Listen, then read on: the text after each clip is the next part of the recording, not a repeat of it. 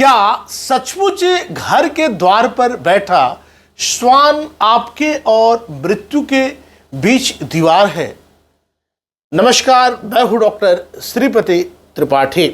सनातन परंपरा, लोक मान्यताओं और तांत्रिक धारणाओं में श्वान मतलब कुत्ते को साधारण जीव नहीं माना गया है। विशेष रूप से भगवान भैरव के वाहन के रूप में श्वान का उल्लेख मिलता है।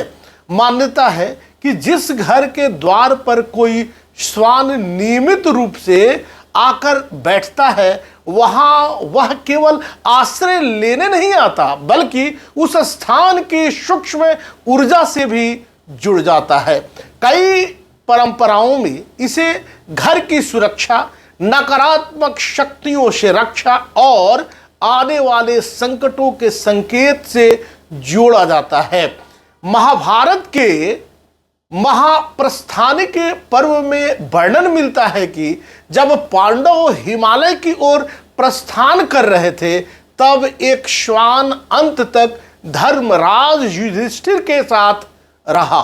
अंत में वही श्वान धर्मदेव का रूप निकला।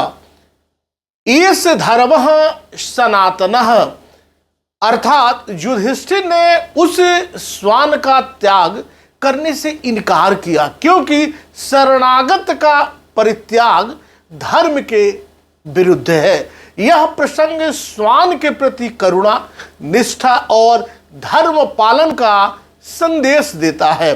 मंत्र और लोक विश्वास के अनुसार कभी कभी ऐसा श्वान पिछले जन्म के किसी आत्मीय संबंध, मित्र या पूर्वज की चेतना से भी जुड़ा माना जाता है, जो किसी के कारणवश उस परिवार के प्रति विशेष लगाव रखता है।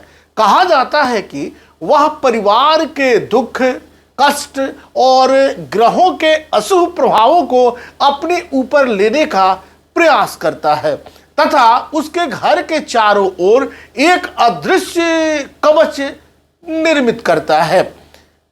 इसी कारण शास्त्रीय परंपराओं में श्वान को भोजन कराना, जल देना और उसके प्रति दया भाव रखना अत्यंत पुण्यकारी माना गया है। विशेषकर शनिवार और भैरव उपासना में काले श्वान को रोटी खिलाने का विधान भी बताया गया है। हालांकि यह ध्यान रखना आवश्यक है कि वंश विनाश, तत्काल पुण्य नाश या किसी विशेष भयावह दंड जैसी बातें मुख्यतः लोक मान्यताओं और जनश्रुतियों का हिस्सा है। शास्त्रों का मूल संदेश यह है कि किसी भी जीव पर अत्याचार करना पाप माना गया है और जीवों के प्रति करुणा, सेवा तथा सम्मान ही धर्म का मार्ग है। इसलिए यदि कोई श्वान आपके द्वार पर आता है तो उसे प्रेम, दया और सम्मान की दृष्टि से देखें।